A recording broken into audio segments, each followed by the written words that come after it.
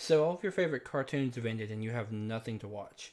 Well, don't worry, I'm here to fix that. I'm here to recommend you 10 new cartoons that you probably haven't heard of. Well, you may have heard of some of them, but I guarantee you haven't heard of all of them. So today I'm going to be going over 10 shows I think you should check out while you're waiting for your favorite shows to come back.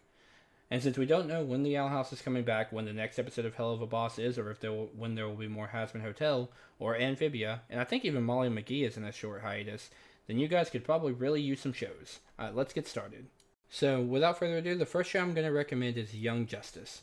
I don't plan on recommending shows that you guys have already heard of, like Arcane or Avatar: The Last Airbender, She-Ra, Steven Universe. You guys know to watch those shows already. I'm going to be recommending shows I don't think you have watched. And Young Justice is one I've talked about plenty of times on this channel, and I will continue to talk about until you guys check out. Young Justice is a show with amazing story, great characters, and even LGBT rep. It's hinted at in the first two seasons, and it's heavily explored in season 3 and season 4. Now, Young Justice tends to get this sort of stigma that you have to be a comic fan to watch it, but that's not the case. It may be based on DC characters, but it takes place in its own world with its own secluded story. So yes, all these characters may be DC characters that appear in other DC properties, but their stories in this world are completely in this world. So you will learn everything you need to know about these characters within the show. For example, you'll follow Kid Flash, Superboy, Aqualad, and Robin for the majority of the first 2 seasons, and you will know everything about these characters. Same with Miss Martian and Artemis, who come along later on in season 1. And then as you explore later seasons and more characters are introduced, these characters will be explored and their backstories will be known to you. So it's not like you need to know DC in order to enjoy this show. And like I said, the characters and the stories are amazing. The reason I always put Young Justice above the original Teen Titans is because Young Justice has everything the original Teen Titans had and more. That's the most important thing. It has the same level of comedy, the same level of character development, but it has even more.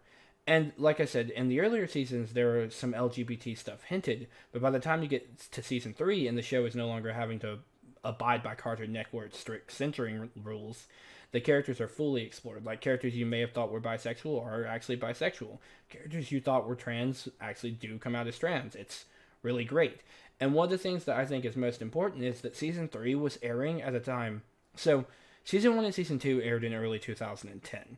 But then there's about an 8-year gap. The show was in like sort of a limbo between who owned it, Cartoon Network or DC. When DC finally got ownership back, it was around the time that we were having the issues with President Trump in our real world. And the show sort of faces those issues. It has ties to Black Lives Matter, obviously very positive ties, and the LGBT movement. And of course it uses its in-world characters to explain that and to sort of support it, and that's something I think is great. The fact that, like, there's even a reference at one point where they use superheroes as the substitute, where one of the older superheroes, Gage Garrett, says it didn't work in the 1930s. That's when comics started really to get popular, and it's not going to work now. And by the time you finish season 3, you'll love the phrase, "We are all outsiders." I don't want to give you too much of a spoiler, but the LGBT and the Black Lives Matter rep is phenomenal. We also get DC's first animated trans character in the character Halo, and they are phenomenal. They play a huge part in season 3, and they will be a huge part in season 4. There's also identifying crisis with Superboy, that it starts as something that you get to learn as early as season 1, and then by the time in season 4 you learn that he identifies as a Kryptonian, not as a human, even though Superboy is part human. I don't want to go into too many story elements and spoilers because the show is just that good and should be watched. But yes, do check out Young Justice. And it's streaming all on HBO Max. But if you don't have HBO Max, you can always join the Discord link in the description below, and I will recommend plenty of totally legal streaming sites for you to watch any of these shows on. I have no idea why this next show isn't more popular. It's airing in modern day. It's an amazing show. It has LGBT rep, it has great stories, very solid animation, but for some odd reason, a lot of people just won't give it a shot, and that's Craig of the Creek. Craig of the Creek is probably the best slice of life show I've ever seen from a cartoon.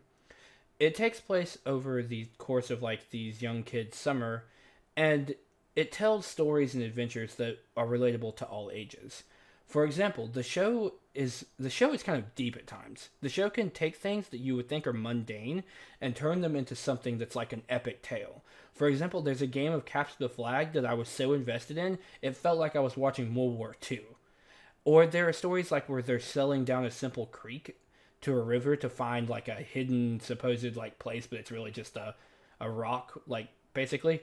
And it feels like an epic pirate adventure. The show takes the stretch of childhood imagination and turns it into something of an epic tale with every story.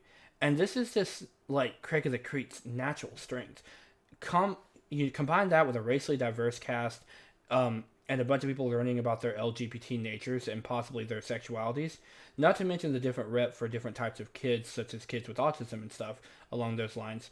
This show is phenomenal. Oh, and also, I shouldn't have to mention, it has a racially diverse cast and was made by the partner of Rebecca Sugar, creator of Steven Universe. And she also co-writes a lot of the music for the show. So the show has an amazing soundtrack.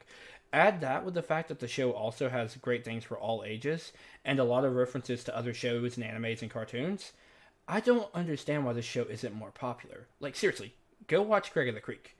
This show is worth watching. All the episodes are on HBO Max, or, again, available on other streaming platforms that may or may not be free. But yeah, this show is something that should be watched by everyone of any age. If you're older, you'll enjoy the imagination. If you're younger, you can enjoy the adventures and the tales. Like, there's just so much to love about this show. But yeah, definitely check out Craig of the Creek. It's easily the newest show on this list and the one that I say is the most underrated for being such a new show on a mainstream network. Alright, so we go with the next newest show on this list. Now, like I told you guys, I'm not going to put stuff that you've already heard of, like She-Ra, Voltron, Arcane. I'm going to use shows that I don't think you have watched, or you may have heard of them, but just not given them a chance. And the next show on my list is Glitch Techs. So, Glitch Techs started airing, I think, around 2017 or 2018 on Nickelodeon, or Disney, I can't remember which one. But now all the episodes are available to you on Netflix. And Glitch Techs is a sort of an episodical show with an overarching story. The show is episodical in the first season, but very overarching story in the second season. And the basic premise of the show is, in the world, a world very similar to our own, there is a video company called Hinobi Tech, and they develop the world's leading video game consoles. The only thing is, when these consoles glitch, the games come to life, and they have to go stop them.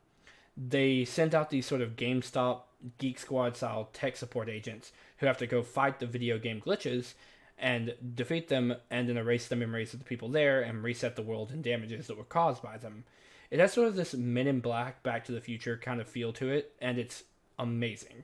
So, the first thing that I love about Glitch Techs are the characters. The main two characters are amazing, Mikao and High Five. It's a very racially diverse cast of other characters, including LGBT rep, obviously. I think that more comes in Season 2, though. But it has a very diverse cast of characters that you will all love. My favorite character being Mitch Williams. He's sort of an antagonist in the first season, but then becomes sort of an anti-hero in the second season. He's amazing. And the overall plot of the show is pretty simple, but it's great. And you get something that a lot of nerds love. A lot of video game references for different ages. Like, you can get stuff from Five Nights at Freddy's, Final Fantasy, Castlevania, references of all video games from all different demographics and age and time periods. And it makes the show even more charming because you can be like, oh, I recognize that reference. And also the way the characters speak. They use video game lingo as everyday words. One of my favorite quotes being mother of all MOBAs, which refers to League of Legends, the game that Arcane was based off of. It's really great. Like, the show is really great. It's 2 seasons. Hopefully it gets to season 3. I put it on this list even though it's not complete because I really think this show needs to be watched. Also, the views may help push it to another season if it isn't already greenlit for a season 3. I think it was, but I'm not quite 100% sure. But yes, definitely check out Glitch Techs. It's really great, and you can finish it probably in about 2 days. Now that's it for probably the more recent shows on this list, or shows that are still currently airing. The next show I want to talk about is Kim Possible. This is a Disney Channel original that ran for 5 seasons with 3 movies. And this show is probably the show I remember the most from my childhood, like, loving, that wasn't an anime. This show kind of showed me my first experience to strong female characters, and is what made me love characters like Adora and other strong female characters in other shows that become like a staple of my personality and a staple of something I enjoy in media nowadays. So Kim Possible starts off as an episodical show about a girl in high school with her best friend who has to constantly go and save the world. Now, as the show goes on, you learn why she's this superhero agent person. And it's a lot more mundane of a twist than you think it is, actually. So much so that in the movie that you learn about this, it shocked fans way back in the day. So the show has a lot of episodical stuff, but it also has overarching story and character development dipped into it. When I say that this show develops characters well, I mean this show develops characters. So, out of any straight couple in cartoon, the relationship between Ron and Kim is easily my favorite development of any straight couple I've ever seen, and probably anything ever, honestly. I was so invested in this couple as a kid that when they finally got together, I could not believe it. This was a big deal for anyone who's watched this show. And like I said, you have a strong female character, you have great side characters and supporting characters, and one of the things I've always found most interesting about Kim Possible is though she's some kind of super agent superhero, her identity isn't secret. The whole world knows who she is, including her classmates. But they don't treat her special because she saves the world all the time. It's kind of interesting, actually. She's still subject to bullies and missing school and if her grades fell and stuff like that. So there's a mixture in of the comedy of, like, it's extreme in which Kim has to always save the world, but saving the world doesn't stress Kim out. It's the stuff in high school that she has to do afterwards. And it's kind of funny because she's known as the character who can do anything, but when it comes to like the most mundane things, she has trouble. Whereas the opposite can be said for her partner Ron. Ron is afraid of everything when it comes to fighting bad guys and is pretty weak throughout the series, but he's really good at handling the real life stuff. And over the series, like I said, these two characters develop. Ron becomes a lot stronger and a lot more important, and there's also a very heavy lineage lore with Ron that you'll learn about later on. And then you learn more about Kim's past, and she starts to become more a realization that she can't do everything, and that it's okay for her to depend on other people, and that, you know, it's okay that she isn't the best at every single thing she does. This show was great, and was very influential for young girls, obviously, but also for anyone who watched it, just to show you what it was like to be a strong character, and just, in general, a great high school setting and overall superhero story. I highly recommend this show. Also, you must watch the movies. Watch them in order. If you need an order list, there's one on Wikipedia in which you can figure out which movie comes after which episode, because it's very important because the movies tie into episode plots directly with the story. And especially the first and last movie. They are the most important to watch in the correct order. But yeah, with that I say I highly recommend Kim Possible. I think anyone of any generation could enjoy that show. Alright, so the next show I'm going to recommend is a pure action cartoon. But it's not an action cartoon as in constantly fighting and battles are all it has. It's an action cartoon that's driven by story, art, and ambiance. And that's Samurai Jack. Now, the creator of Samurai Jack has made several great shows. Primal, Symbionic Titan, and of course Samurai Jack itself. And he does have a new show coming out called Unicorn Hunters that I think is going to be great too. But I'm recommending this one because it's easily the most well-known, but not really well known to the younger generation. This show, the first time I saw it, I was really young. I want to say I was in early elementary school, maybe getting close to middle school. And the first episode I saw had no dialogue. It was called The Silent Archers. And I had never seen a cartoon with no dialogue in it before in my life. This episode kind of blew my mind as a kid, because mixed with the epic music and soundtrack, the very, very fluent action animation, it played out like a painting. And every character's action and movement in this episode blew my mind. And that's the same thing you can say about every episode of Samurai Jack. It plays out like an art piece. It's something very unique in the world of cartoons.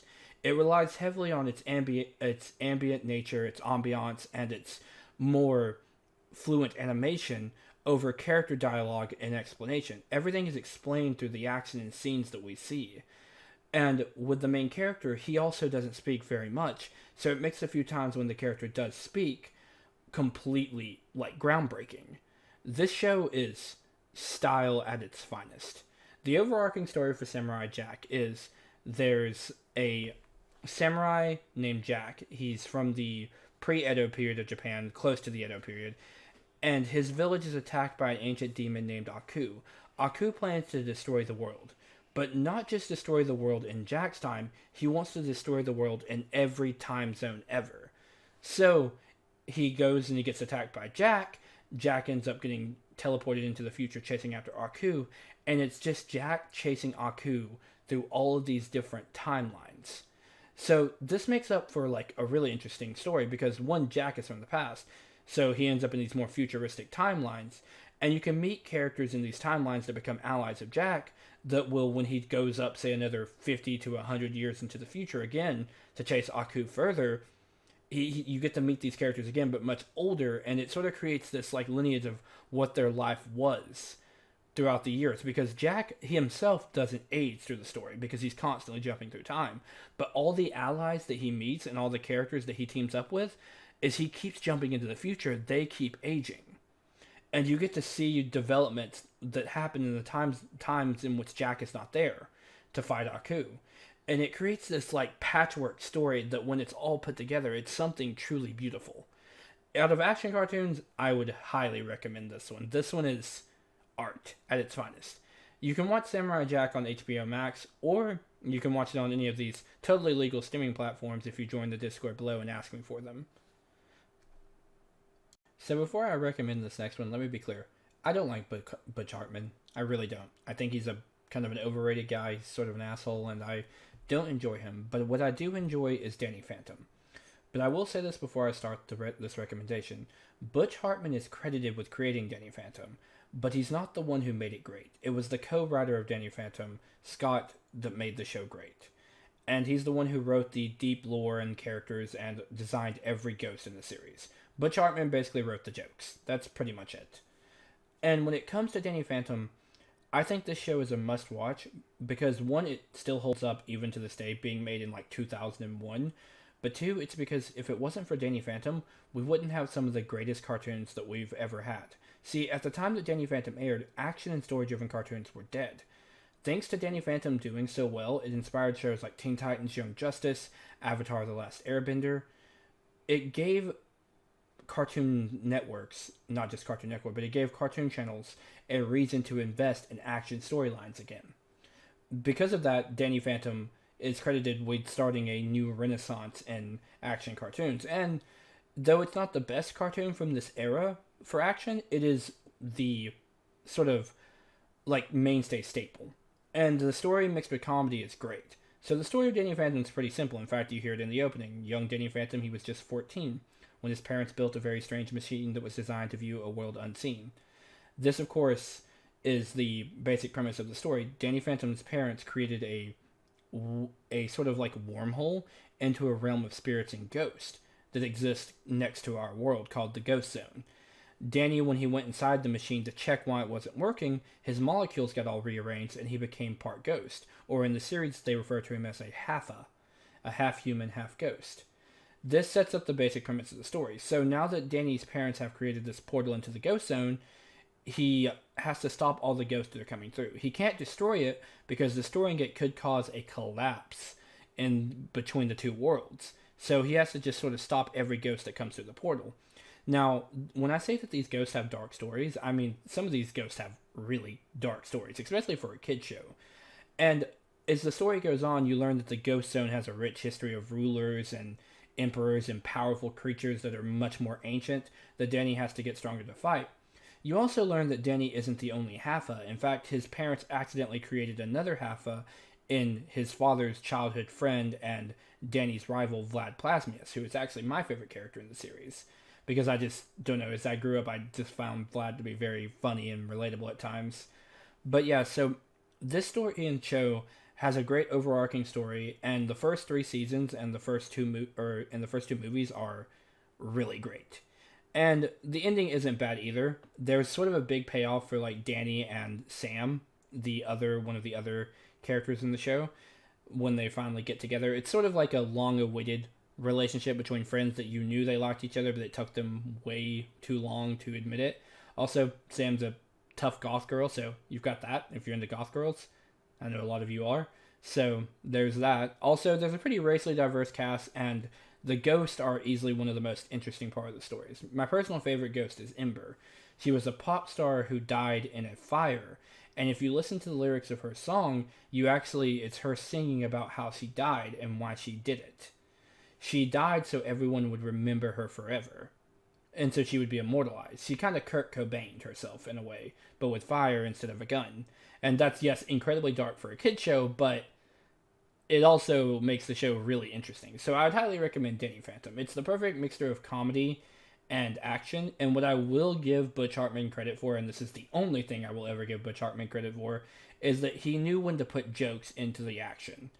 Because without it, the show would be serious and dark all the time, but because of Butch Hartman's natural sense of humor and need to be childish, it sort of made the comedy in the show balance out the dark themes, which is perfect for a show like this and perfect for a cartoon. So I'd highly recommend Danny Phantom, especially if you're looking for a short cartoon that's very bingeable.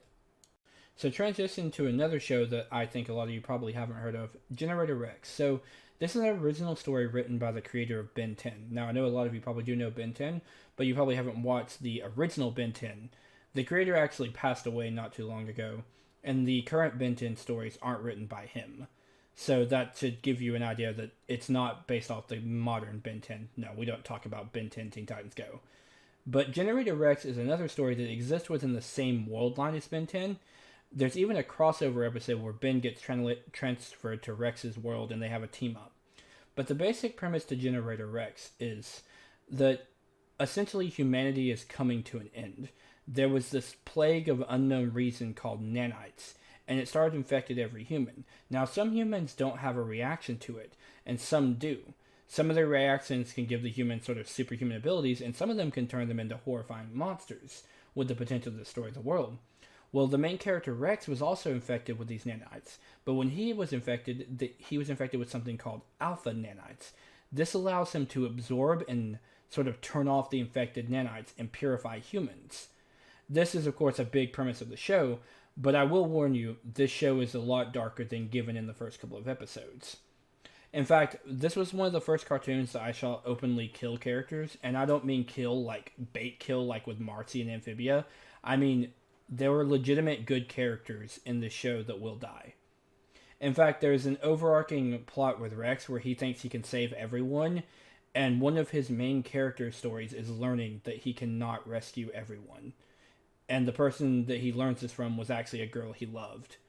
So it sets up some really dark themes in the very earlier episodes of the show, but that actually pushes the show to be really interesting.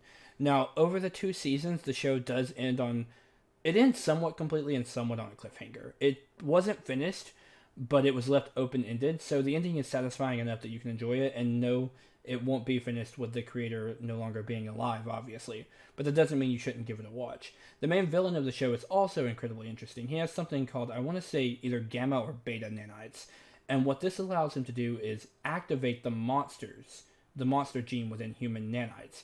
And his idea of saving the world, because he believes he's trying to save it, is to turn and activate all the human nanites. That way every human will be a monster, so no one is being harshly judged anymore. Like, let nature and their powers activate and take its course. He believes that the nanites are a natural occurrence and just part of human evolution. So it sets up some interesting dynamics between him and Rex, because Rex believes that the nanites need to be disabled, but there are some people who actually like their nanite abilities. So it creates a long, strong stream of stories that honestly you just have to watch for yourself. Also, the opening really slaps. I'll put a little bit of it in here, but not too much because I don't want to get copyrighted. But yeah, check out Generator Rex. Okay, now we get obscure and I start to show what kind of a hipster boomer I am. The next show I'm going to recommend is a show called Codelyoko. Now, I know a lot of you probably haven't heard of this, but at one time, France was famous for making more than just Miraculous Ladybug. In fact, this studio would go on to later be bought out by the studio that made Miraculous Ladybug, but there was a French studio called Moonscoop. And at the time, they made quite a few good shows, such as Witch, Oban Star Racer, and Codelyoko.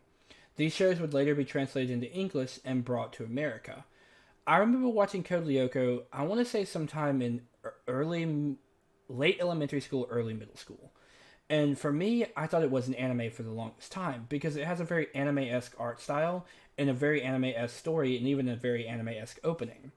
But it wasn't until I was in high school that I actually learned it was a cartoon. And I went back and watched it, and I realized, wow, this show went hard, and it didn't have to go this hard. So, the basic premise to Codelyoko is, there are 5 kids. They're all in a boarding school, which is something more common in Europe than in America. And these 5 kids in the boarding school have to, like, they have to go to school. Like, so for those of you who don't know, let me just give you a quick rundown of what a boarding school is. It's basically a school that you live at, sort of like a college, but for grade school. So say you were in middle school, like these kids, you just go to all your middle school classes, and afterwards you go stay in a dorm, and then you attend the classes the next day, you have weekends off. But the overarching story of Codelyoko follows these 5 kids. One kid, Jeremy, who's sort of like a gifted, brainy student, was exploring the campus, and he ends up finding this abandoned factory. After solving some very tricky mathematic puzzles, he ends up in the belly of the factory where he finds a supercomputer. Of course, being curious and being a genius, he activates the supercomputer, in which he's greeted by an incredibly advanced AI named Aelita. He later finds out that Aelita was once a human from our world. Now, of course, again, this story takes place over 5 seasons, so do keep that in mind. When he realizes this, he becomes enamored with Aelita. He starts to sneak out of school and see her every night. He even finds a way to transfer her to his laptop and desktop computer in his room, so that way he can constantly talk to her. His main goal becomes making her real again. But what he didn't know is that when he activated Aelita's backup file on the supercomputer, he also activated something else that was backed up on the supercomputer, an evil virus named Xana. Xana is a virus that can somehow mess with the material world. That's later explained. He can affect our electronics and even matter at times, such as like infecting the electricity and causing it to electrocute people, controlling even steam, nanobots, even dropping a satellite on the school. There's like pretty much nothing that Xana can't touch if it involves technology.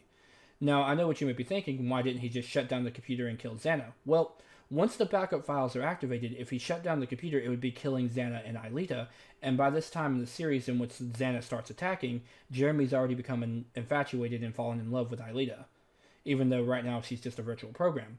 So he goes to his friends and they find a way to combat Xana's attacks.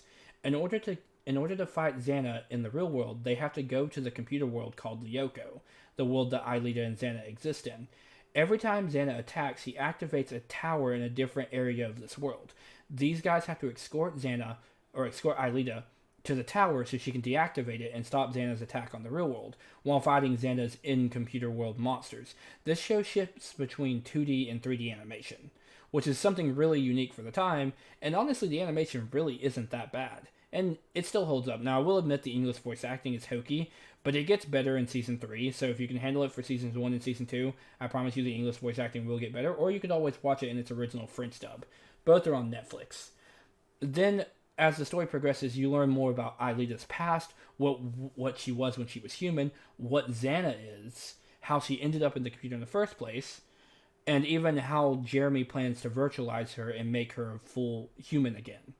This story has a lot of character drama and almost a Miraculous Ladybug. Of course, again, this is like years before Miraculous Ladybug, but it has sort of a Miraculous Ladybug-esque ability, but on a darker twist. So you know how in Miraculous Ladybug, Marinette can reset the world after one of Hawkmoth's attacks? Well, as long as someone doesn't die, Jeremy can do something called a return to the past using the supercomputer. As long as they deactivate Xana's tower, they can reset all damages done and reset the time back to before Xana attacked. Now, there are some stipulations to this. Everyone loses their memory except for the people who have been to the virtual world. So the main cast, Aelita and Xana, will lose their memory when a return to the past is done. Also, if a character dies before a return to the past happens, then that character is just dead. They don't get to come back. And yes, before you ask, this does play a role, and yes, it is dark. But yeah, I would highly recommend Codelyoko as a unique action-adventure show that sort of has an Owl House-esque thing where there are 2 different worlds, but also has a lot higher stakes and is a lot relatable because it, again, takes place more in our world and deals with electronics. Now, Codelyoko is, again, 5 seasons, no movie. It does have a sequel series, but don't watch it, it's bad. But yeah, I'd highly recommend Codelyoko. Now for the last show on this list. And when we're talking underrated and unknown, it doesn't get more underrated and unknown than Fillmore. Because a lot of you are probably wondering, what's Fillmore? So, before Disney XD, there used to be this thing called Toon Disney, and it later got bought out by a thing called Jetix, which would eventually become Disney XD. This is where Disney parked a lot of animes and a lot of like anime-esque shows and shows with more serious storylines. Too serious for its main network. Shows like Super Robot Monkey Team Hyperforce Go, Oban Star Racer, Yin Yang Yo, and any anime shows like Digimon, Dragon Rider, Beyblade were all thrown on this network, along with a show called Fillmore. Fillmore is unique. Like, even compared to shows on this list, I've never seen a show like Fillmore. So imagine you're watching Criminal Minds or some like gritty crime drama murder mystery show, right? Okay, take that show and put it in middle school. So the show can take stuff like as trivial as like graffiti or stolen Pokemon cards and turn it into this deep, detailed crime drama investigation with like LA style narration and everything. So the basic premise to Fillmore is there is this ex-criminal in middle school who is forced to rehabilitate. He has to use his criminal knowledge to sort of catch bad guys now or he'll be expelled. This is the basic premise, and Fillmore becomes a hall monitor. But in this world, a hall monitor might as well be an FBI agent, because that's essentially what it feels like. He gets a partner named Ingrid, and he starts to uncover cases and mysteries in the school. These mysteries are all grounded in reality, like I said, such as stolen Pokemon cards, graffitis, but it's all done so seriously. So it's meant to parody those serious crime dramas like Criminal Minds and CSI and stuff like that were really popular in the early 2000s, but it parodies them so well that it sort of takes you in with its seriousness. And then by the time at the end when the crime is solved, it hits you like a punchline of a joke that you were following what seemed like a serious story, but really they were just catching a kid who was chewing gum in class or something. Like, it's crazy how unique the show is. I've never seen a show like Fillmore before. Has a very racially diverse cast. The main character is African American, which is very unique for a show in the early 2000s. I know that's sad, but that's how the 2000s were. And you learn a lot about the characters in the show, Fillmore and his partner Ingrid. One of the most interesting parts of the show, though, is learning about Fillmore's past as a criminal as you watch the show. As Fillmore starts to catch people, the ultimate final villain of the show was someone he worked with in his past. And I don't want to spoil too much, but it becomes like an epic twist. I highly recommend this show. I don't know if it's on Disney XD, but again, if you join the Discord, you can click that link in the description, and I'll find you a site that totally has a legal place for you to watch this show. Fillmore is a must-see. It's 2 seasons. I think it's about 24 episodes and should be watched. But yeah, there's some cartoons you can watch while your shows are in hiatus and while you're waiting for more great shows. I plan to do 2 more videos like this, one with LGBT animes, and one with animes that I think are just a must-watch for those of you who haven't tried anime yet. And I would hope you'd really check these videos out and give them a really good shot, because I think you would enjoy all of these shows. And it's good to branch out. It's good not to be stuck in just one thing. I learned that the hard way when I used to only watch anime. I didn't give cartoons a shot until I was in, I watched them as a kid, but I didn't give them a shot again until I was in high school. So it's good to branch out and try new things and try new shows. But yeah, that's all I have to say for this video. Ashi signing out.